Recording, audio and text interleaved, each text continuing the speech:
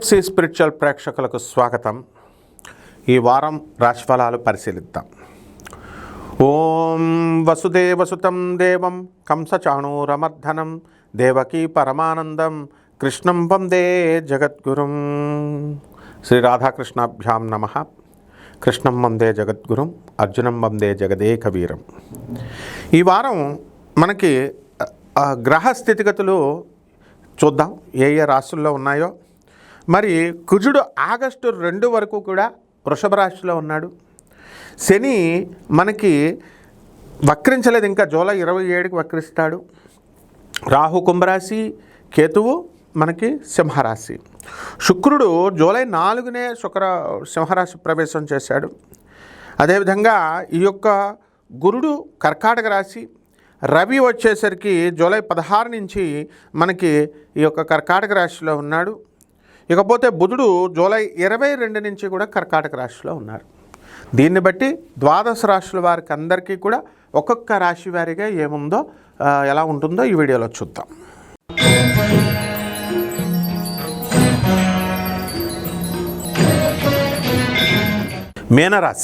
మీనరాశి వారికి అందరికీ కూడా ఏలినాటి శని జరుగుతుంది.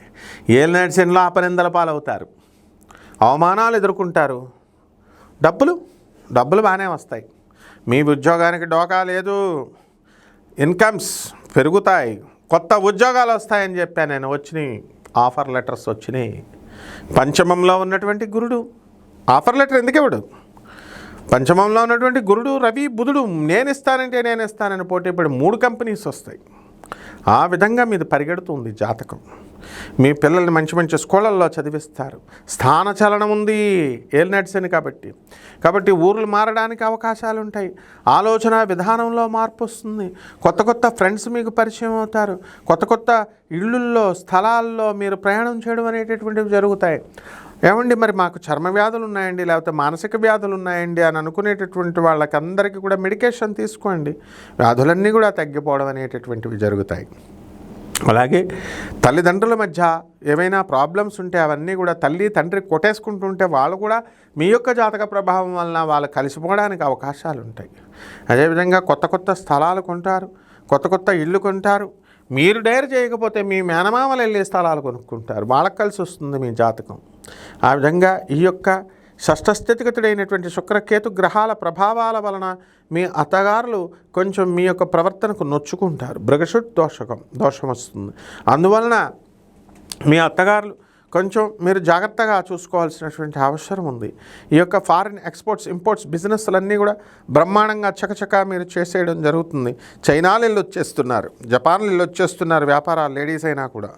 మరి అది జాతక ప్రభావం. ఆ విధంగా మీరందరూ కూడా ఈ యొక్క రాశివారు పొరుగురులో వెళ్ళడమే కాదు, కొత్త ఉద్యోగాల్లో ఏమాత్రం మొహమాటం లేకుండా వెళ్ళి జాయిన్ అవ్వండి. అలాగే చక్కటి స్నేహితులు మీకు కొత్త వాళ్ళు పరిచయం అవడానికి అవకాశాలు ఉన్నాయి. పరిహారాల దగ్గరికి వచ్చేసరికి ఏలినాటి శని జరుగుతోంది, అందులో శుక్రుడు ఉన్నాడు కాబట్టి శుక్రుడు షష్ఠస్థితిగతుడై ఉన్నాడు కాబట్టి శుక్ర జపం చేసుకోండి, శుక్ర స్తోత్రాలు చదవండి. శని జపం చేయండి, శని స్తోత్రాలు చదవండి. శనికి కిలోంపావు నల్ల నువ్వులని, నల్లని వస్త్రాలని పేద బ్రాహ్మణులకి శనివారం నాడు ఉదయం 8 గంటలకు దానం చేయండి. అలాగే కిలోంపావు బొబ్బర్లని మీరు చక్కగా తెలుపు రంగు వస్త్రాలను ఇచ్చి పేద బ్రాహ్మణులకు శుక్రవారం నాడు ఉదయం 6 గంటలకు దానం చేసుకోండి. దశమహావిద్యల్లో ఒకటైనటువంటి కమలాత్మిక అమ్మవారి యొక్క హోమాన్ని, అమ్మవారి యొక్క మంత్ర జపాన్ని మీరు చేసుకోవడం ద్వారా బ్రహ్మాండంగా ఉంటుంది. శుభమస్తు. తిరిగి వచ్చే వారం కలుద్దాం. సెలవు.